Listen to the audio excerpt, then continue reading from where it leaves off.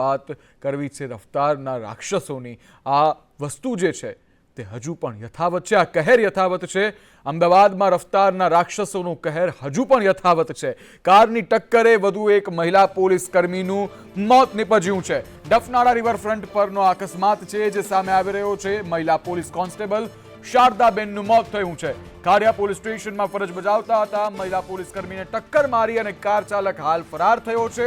બંદોબસ્તમાંથી પરત ફરતી વખતે તેઓને અકસ્માત નડ્યો. ટ્રાફિક પોલીસે ઘટના સ્થળે પહોંચી તપાસ શરૂ કરી છે. જ્યારે અમદાવાદમાં હિટ એન્ડ રનની અનેકો ઘટના સામે આવે છે ત્યારે વધુ એક ઘટના સામે આવી છે ડફનાળા રિવરફ્રન્ટમાં કે જ્યાં હિટ એન્ડ રનની ઘટના સર્જાઈ છે. બેફામ આવી રહેલ કારે મહિલા પોલીસ કોન્સ્ટેબલને ટક્કર મારી.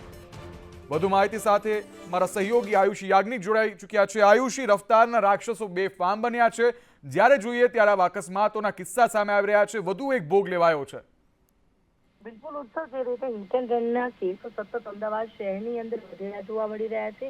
વધુ એક ઘટના સામે આવી છે કે અમદાવાદના રિવરફ્રન્ટની અંદર બેફામ કાર ચાલક છે કે જ્યાં એક જે ટુ વ્હીલર ચાલકને ટક્કર મારી અને જેમાં જે ટુ વ્હીલર ચાલક છે કે જે મહિલા પોલીસ કોન્સ્ટેબલ છે તેમનું ઘટના સ્થળે જ મોત નીપજી ગયું છે. જે મહિલા પોલીસ કોન્સ્ટેબલ છે ચાંદખેડાથી ફરજ બજાવીને પરત ફરી રહ્યા હતા અને તેમની જે ડ્યુટી છે કે જે કાળિયા પોલીસ સ્ટેશનમાં તેઓ મહિલા પોલીસ કોન્સ્ટેબલ તરીકે ફરજ બજાવતા હતા, પરંતુ તેમને બંદોબસ્તમાં ચાંદખેડા ખાતે મોકલવામાં આવ્યા હતા અને ત્યાંથી જેઓ પરત ફરી રહ્યા હતા તે સમય દરમિયાન જે બેફામ રીતે આવનાર કાર ચાલક છે કે જેને આ મહિલા પોલીસ કોન્સ્ટેબલને ટક્કર મારી, જેમાં તેનું ઘટના સ્થળે જ મોત થયું છે. પ્રાપ્ત માહિતી અનુસાર જે રિવરફ્રન્ટ ડફનાળા છે તેની પાસે આ અકસ્માત સર્જાયો છે. હિટ એન્ડ રનની ઘટના સર્જાઈ છે ત્યારે પોલીસ સ્ટાફનો હાલ ઘટના સ્થળે પહોંચી ગયો છે અને જે કાર ચાલક છે કે જે હાલ જે ટક્કર મારીને ફરાર થઈ ગયો છે ત્યારે હાલ પોલીસ પણ હવે બેફામ કાર ચાલકને પકડવા માટેની તાજવીજ શરૂ કરી છે. જી આયુષી, સમગ્ર માહિતી બદલ આભાર.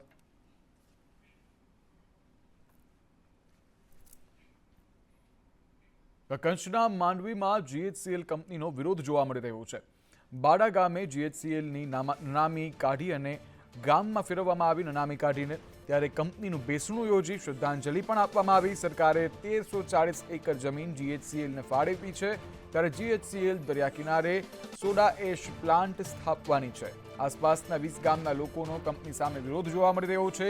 ખેતી, પશુપાલન, માછીમારોમાં નુકસાનની આશંકા સેવી રહ્યા છે લોકો, જેને લઈ અને હાલ આ વિરોધ કરવામાં આવી રહ્યો છે.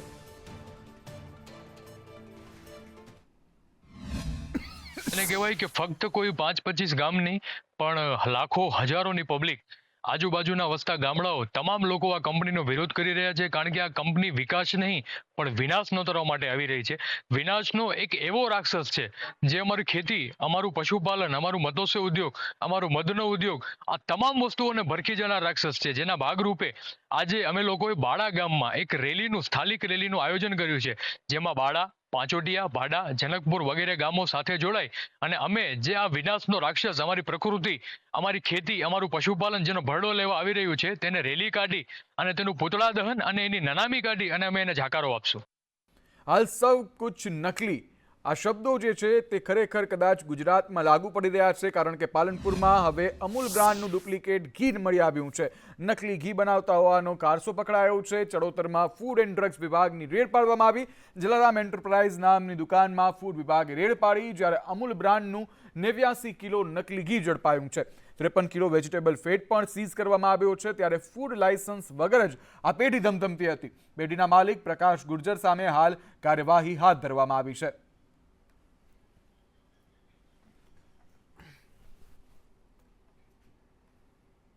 ભાવનગરની સમરસ બોયઝ હોસ્ટેલની વાત કરવી છે કે જે વારંવાર વિવાદમાં આવતી હોય છે. ત્યારે વધુ એક વખત વિવાદમાં આવી છે કારણ કે ભોજનમાંથી જીવાત નીકળી છે. ભોજનમાં જીવાત નીકળતા વિદ્યાર્થીઓમાં રોષ જોવા મળી રહ્યો છે. ત્યારે વિદ્યાર્થીઓ સાથે એનએસયુઆઈના કાર્યકરો પણ ભેગા થયા હતા. જીવાત નીકળવાનું બંધ નહીં થાય તો આવેદનપત્ર આપવામાં આવશે તેવું કહેવામાં આવ્યું છે. જ્યારે વિદ્યાર્થીઓ હાલ બહારથી ભોજન મંગાવવા માટે મજબૂર બન્યા છે. વિદ્યાર્થીઓને એક શુદ્ધ અને સાત્વિક ભોજન નથી મળી રહ્યું કારણ કે વારંવાર આ કિસ્સાઓ જે છે તે પ્રકાશમાં આવતા રહે છે, જેમાં દાળમાંથી, શાકમાંથી કે પછી ભાતમાંથી જીવાતો નીકળી રહી છે. ઘણી વખત જીવતી જીવાતો પણ મળી આવી છે, જેને લઈ અને હાલ વિદ્યાર્થીઓ પણ રોષે ભરાયા છે. આ સમરસની અંદર છેલ્લા 2 વર્ષથી રહું છું. સમરસની અંદર આવી હવે અવારનવાર છે જે જમવાની સમસ્યા હોય છે, અને હમણાં તો કેટલા દિવસથી, હમણાં 2 દિવસથી આંદોલન પણ કર્યું છે, પરંતુ સુધારવા કમિટી નક્કી કરી છે, પરંતુ છતાં પણ વારા ઘડીએ જીવડા ખાવામાં આવે છે. જીવડા જમવાની અંદર, ભાતની અંદર, જીવડા દાળની અંદર નીકળે છે, અને અહીંથી બહારથી બધા લોકો છે એ વારા ઘડીએ મગાવવું પડે છે. સરકાર આપણા પાછળ એટલો ખર્ચો કરે છે, તો છતાં પણ વિદ્યાર્થી આવું બહારથી શું કામ મગાવવું પડે? અને આજે તો ફોન અંદર પણ લાવવાની મનાઈ કરી છે, કેમ કે અંદર જીવડા નીકળે તો હું મેડમ કે ગમે ત્યાંનો અધિકારી જે છે એવું શું સમજે છે કે અમે અંદર જે જીવડા પડે એનો ફોટો પાડીને બહાર લીક કરી નાખીએ, એના માટે ફોન પણ લઈ જવા નથી દેતા. પ્રશ્ન એ હતો કે રવિવારે પણ બપોરે જમવામાં જીવડા નીકળ્યા હતા, કાલ બપોરે નીકળ્યા હતા, અને આજ એ જ પ્રશ્ન ત્રીજી વખત થયો છે કે આજે અમે રજૂઆત કરવા આવ્યા હતા, એને સિવાય અંદર જવા દેવામાં નથી આવ્યા. મેડમ દ્વારા વિદ્યાર્થીઓને અવારનવાર ધમકાવવામાં આવે છે. જે પણ વિદ્યાર્થી ફોટો ગ્રુપમાં નાખે તેની આગળથી ફોન લેવામાં આવે છે, અને તેને મેડમ દ્વારા ધમકાવવામાં આવે છે અને રસ્ટિકેટ કરી દેવામાં આવે છે. આવનારા દિવસમાં કાલ સવારે જાશું કલેક્ટર આગળ, કલેક્ટરને આવેદન આપશું, અને જો કાલ નિરાકરણ નહીં આવે તો ગુજરાત NSUI દ્વારા ઉગ્રથી ઉગ્ર આંદોલન કરવામાં આવશે. ગાંધીનગર ટાઉન હોલ ખાતે કાર્યક્રમ યોજાયો છે. નિર્દોષોને રંજાડનાર સામે હર્ષ સંઘવી આકરા પાણીએ જોવા મળી રહ્યા છે. હર્ષ સંઘવીએ કહ્યું કે ગુનેગાર જે ભાષા સમજે તે ભાષામાં જ જવાબ આપવો, જ્યારે ગુનેગારોનો વરઘોડો નીકળવો જોઈએ. જામનગર SP અને આખી ટીમને અભિનંદન. જામનગરમાં બુલડોઝર ફર્યું, બહેનોને ન્યાય મળ્યો. સરકારી જમીન પર દબાણ નહીં સાંખી લેવાય, બિલકુલ નહીં સાંખી લેવાય સરકારી જમીન પર દબાણ, તેવું નિવેદન હર્ષ સંઘવીએ આપ્યું. વધુમાં કહ્યું તેઓએ કે આ જે પ્રકારની કાર્યવાહી કરવામાં આવે છે તે સારી કાર્યવાહી કરાઈ રહી છે, તેને લઈ અને જામનગરને સરાહના આપવામાં આવી છે. ત્યારે તેરા તુજકો અર્પણ કાર્યક્રમમાં ગૃહ રાજ્યમંત્રીએ નિવેદનો આપ્યા છે. ગાંધીનગર પોલીસ 430 મોબાઈલ મૂળ માલિકને પરત કરશે. 47 લાખનો મુદ્દામાલ પણ મૂળ માલિકને પરત કરવામાં આવશે.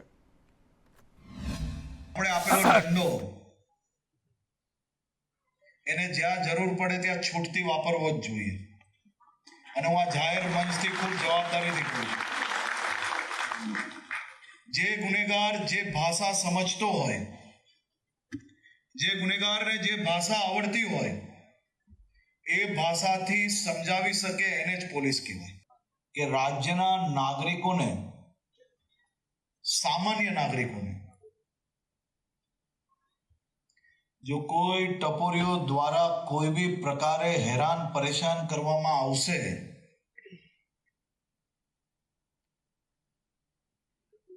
એના વરઘોડા તો જરૂરથી નીકળશે. આગળ વાત કરવી છે ખ્યાતિકાંડના કૌભાંડીઓ વિશે, કે જેમાંથી એક કૌભાંડીએ અનેક પ્રકારના ખુલાસાઓ કર્યા છે. ડોક્ટર સંજય પટોડિયા હાલ પોલીસની હિરાસતમાં છે. ત્યારે ડોક્ટર સંજય પટોડિયાની પૂછપરછમાં અનેક ખુલાસાઓ થયા છે. નાણાકીય ગડબડ કરી અને 1.5 કરોડની ખોટ દર્શાવી હતી ચોપડે. ત્યારે ઓડિટ રિપોર્ટમાં ઘોટાળો કરી આર્થિક લાભ મેળવ્યા હતા. 3 વર્ષમાં 8,534 દર્દીઓ સારવાર માટે ગયા હતા, જ્યારે 3,842 દર્દીઓએ PMJ હેઠળ સારવાર કરાવી હતી. અત્યાર સુધીમાં હોસ્પિટલમાં 112 દર્દીના મોત થઈ ચૂક્યા છે. 112 દર્દીઓ. જ્યારે હોસ્પિટલની તપાસ માટે એક્સપર્ટની સલાહ લેવાશે. PMJમાં ટેન્ડર પ્રક્રિયા હેઠળ વીમા કંપની નક્કી થાય છે. ત્યારે બજાજ એલાયન્સ વીમાની પ્રક્રિયા કરતી હતી. PMJ અને બજાજના કર્મચારીઓની પણ હવે તપાસ કરવામાં આવશે, અને અનેક જે કર્મચારીઓ છે તેની તપાસ પણ હાલ ચાલી રહી છે. ડૉક્ટર સંજય પટોડિયાની એકચ્યુઅલમાં શું ભૂમિકા છે આખા પ્રકરણમાં એ પણ તપાસવામાં આવશે, અને ખાસ કરીને એઝ એ ડિરેક્ટર તરીકે એમણે આ જે ખ્યાતિ હોસ્પિટલ જે છે એમાં આર્થિક નાણાંની જે હેરફેરનો જે મુદ્દો છે એના ઉપર વધારે ભાર મૂકવામાં આવશે. અને તદુપરાંત જે PMJ યોજના અને PMJ યોજનામાં ખાસ કરીને ખ્યાતિ જે મલ્ટી સ્પેશિયાલિટી હોસ્પિટલ છે તેમાં આવતી પ્રપોઝલ્સ, જે ટેન્ડર પ્રક્રિયાથી સિલેક્ટ થયેલી જે કંપનીઓ જે છે એ કંપનીઓ પૈકી બજાજ એલાયન્સના મળેલી છે, અને આ વર્ષની ક્લેમ્સ પાસ કરીને નાણાં આપવાની, તો એ દિશામાં પણ તપાસ હાથ ધરવામાં આવનાર છે. યુવક નસબંધી કેસમાં આરોગ્ય વિભાગે હવે અંતે પોતાની ભૂલ સ્વીકારી છે. આરોગ્ય વિભાગનું કહેવું છે કે ભૂલથી ખોટું ઓપરેશન થઈ ગયું.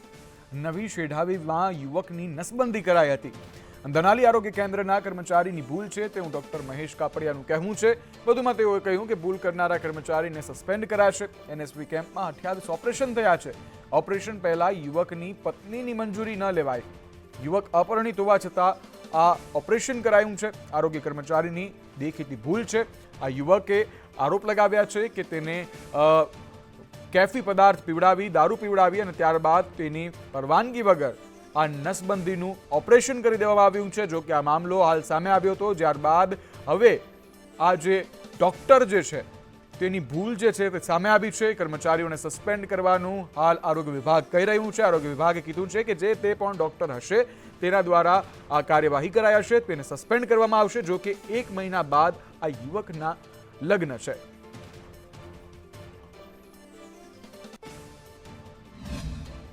ધનાલી ગામના એક અમારા મલ્ટીપર્પઝ આરોગ્ય કર્મચારી છે, પુરુષ વર્કર, અને એ પુરુષ વર્કરે એમની સાથે કાઉન્સેલિંગ કરીને જે પ્રમાણે એને એનએસસી માટેની સમજ આપી, પરંતુ અમારા જે આરોગ્ય કર્મચારી છે એની સૌથી મોટી ભૂલ એ છે કે એને એનએસસી કરવા માટે એના પત્નીની જે સંમતિ લેવાની થાય એની પત્નીની સંમતિ નથી લીધી.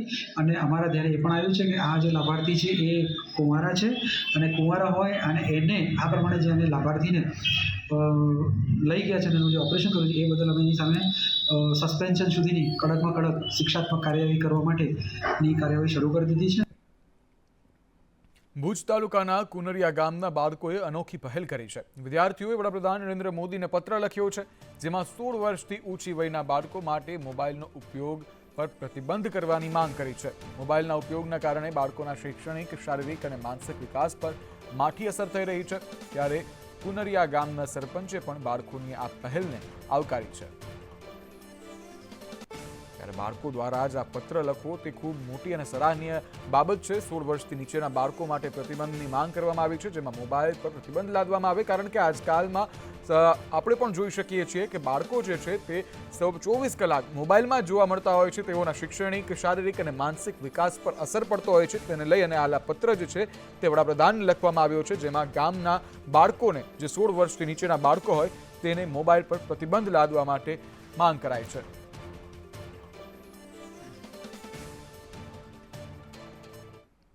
ઉનાના સનખાડામાં તંત્રનું બુલડોઝર ત્રાટક્યું છે. ગૌચરના દબાણો પર આ તંત્રનું બુલડોઝર ફરી વળ્યું છે. 200 વીઘા ગૌચરનું દબાણ દૂર કરાયું છે, જ્યારે 1000 વીઘા જમીનમાં દબાણ છે, જેને તંત્ર દ્વારા હાલ દૂર કરવામાં આવ્યું છે. 200 વીઘા ગૌચરનું દબાણ દૂર કરાયું છે. સનખડાની આ ઘટના છે કે જે સામે આવી રહી છે ઉનામાં, કે જ્યાં તંત્ર દ્વારા બુલડોઝર ફેરવવામાં આવ્યું છે અને તમામ દબાણો જે છે તે દૂર કરાયા છે. કડીમાં શિક્ષક દંપતી કેસમાં તપાસનો ધમધમાટ તેજ થયો છે. બંટી બબલી દંપતી કનૈયાલાલ અને સુધાબેનની તપાસ તેજ થઈ છે. કડી, વિજાપુર, જેતપુરમાં એલસીબીની તપાસ જોવા મળી રહી છે. કનૈયાલાલ ઉર્ફે કનુભાઈ નામે પણ ઓળખાતા હતા. ત્યારે બીઝેડની ઓફિસો બંધ થયા બાદ કનુભાઈનું નામ ચર્ચામાં છે. કનુભાઈ જ કનૈયાલાલ નીકળે તો બીઝેડ સાથે તાર જોડાઈ શકે છે. આ સમગ્ર માહિતી સૂત્રો દ્વારા આપવામાં આવી રહી છે. ત્યારે શિક્ષક દંપતીએ લોકોનું કરોડોનું કરી નાખ્યા હોવાનું સામે આવી રહ્યું છે.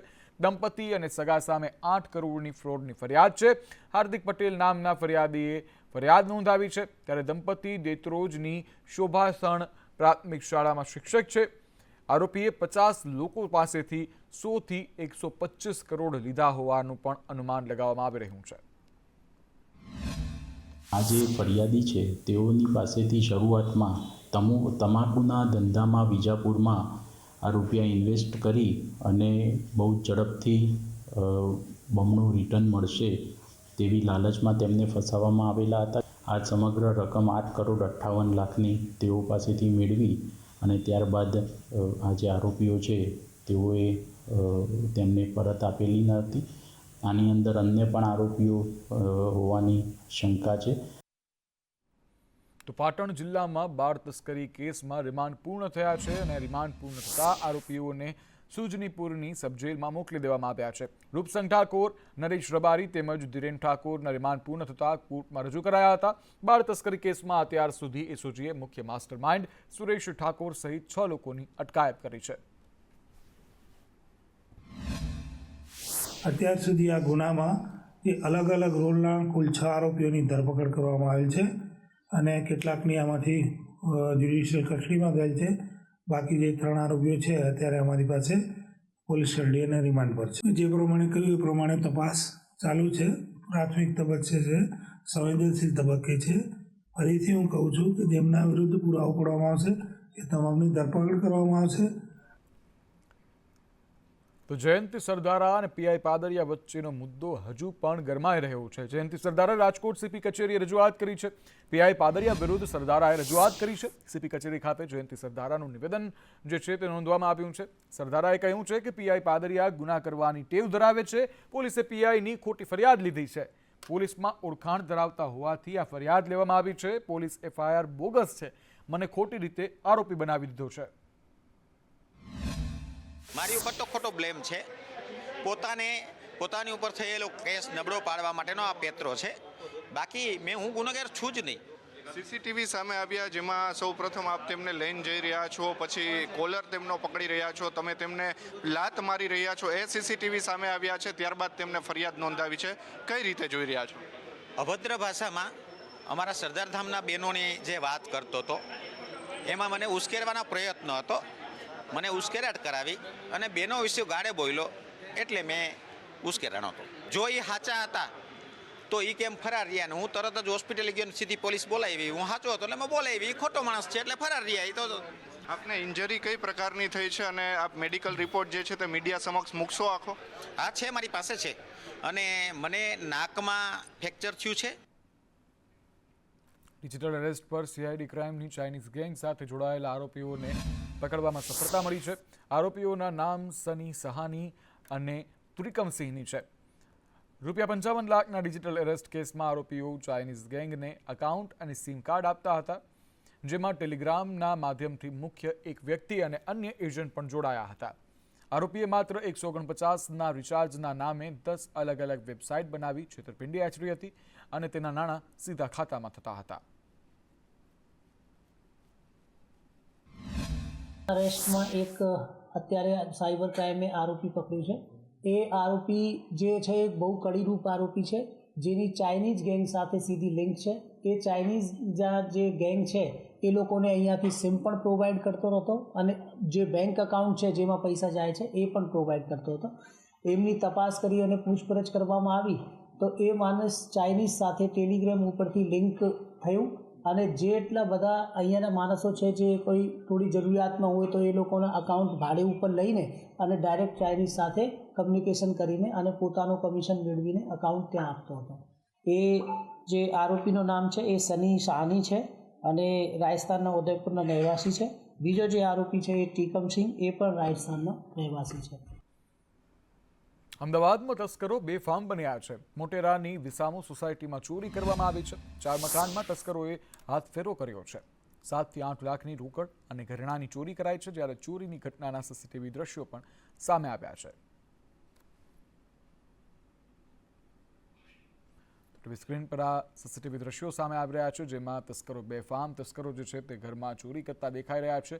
4 મકાનોમાં અડધી રાત્રે આ ચોરોએ હાથ સફાઈ કરી છે, ત્યારે 7 થી 8 લાખની કિંમતના ઘરેણાં અને રોકડ રકમ જે છે તે લઈ અને આ જે તસ્કરો જે છે તે ફરાર થઈ ગયા છે, રફુચક્કર થઈ ગયા છે.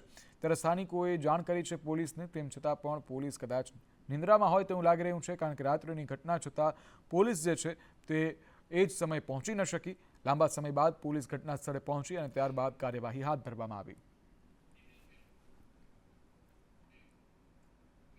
ગિરનાર સાધુ વિવાદમાં એસડીએમનું નિવેદન સામે આવ્યું છે. એસડીએમ ચરણસિંહ ગોહિલનું નિવેદન સામે આવ્યું. તેઓએ કહ્યું કે ભીડભંજન અંબાજી મંદિરમાં કામગીરી પૂર્ણ થઈ છે, તમામ વસ્તુઓની યાદી તૈયાર કરાઈ લીધી છે, ત્યારે બેંક ખાતા અને ટ્રાન્ઝેક્શનની તપાસ હવે કરવામાં આવશે.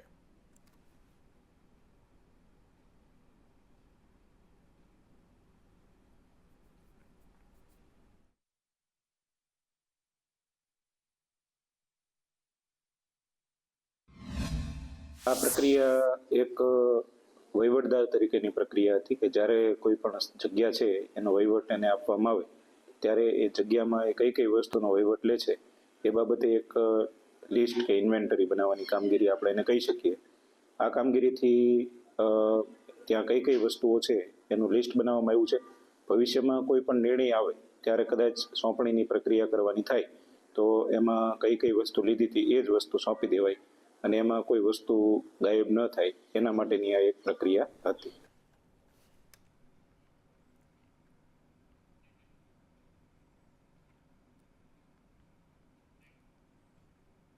અરવલ્લીમાં દુષ્કર્મના આરોપીને 20 વર્ષની સજા ફટકારવામાં આવી છે. 2023માં આરોપીએ સગીરા પર દુષ્કર્મ આચર્યું હતું. સગીરાને 4 લાખ રૂપિયાનું વળતર ચૂકવવા માટે કોર્ટ દ્વારા હુકમ કરવામાં આવ્યો છે. ત્યારે અરવલ્લીની આ ઘટના છે કે જ્યાં દુષ્કર્મના આરોપીને 20 વર્ષની કેદની સજા ફટકારાઈ છે. ફરિયાદીની જુબાની, ભોગ બનનારની જુબાની, અન્ય શાહેદો તેમજ FSLના પુરાવામાં જે એના કપડા ઉપર બ્લડ આવેલું વગેરે પુરાવાઓને ધ્યાનમાં લઈ નામદાર કોર્ટે આરોપીને તકસીરવાર ઠેરાવી અને 20 વર્ષની સખત કેદની સજા અને ₹10,000 દંડ ફરમાવવામાં આવેલ છે. અને ભોગ બનનારને વિક્ટિમ કમ્પેન્સેશન એક્ટ મુજબ વળતર ચૂકવવાનો પણ નામદાર કોર્ટે હુકમ કરેલો છે.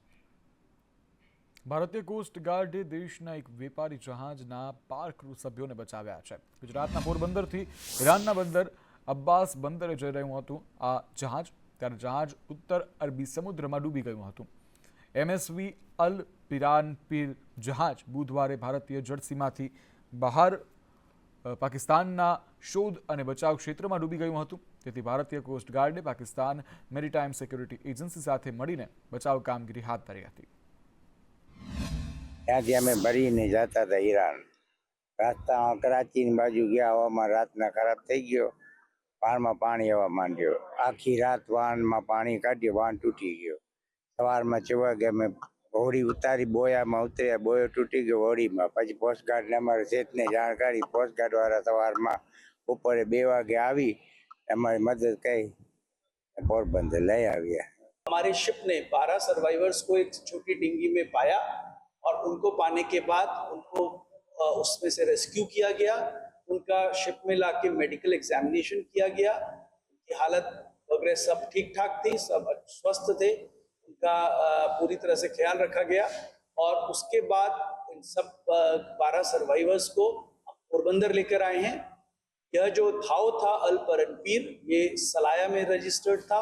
क्रू सारा द्वारका का ही है और 2011 से ये वेसल जो डूबा है अल परनपीर, ये रजिस्टर्ड था सलाया.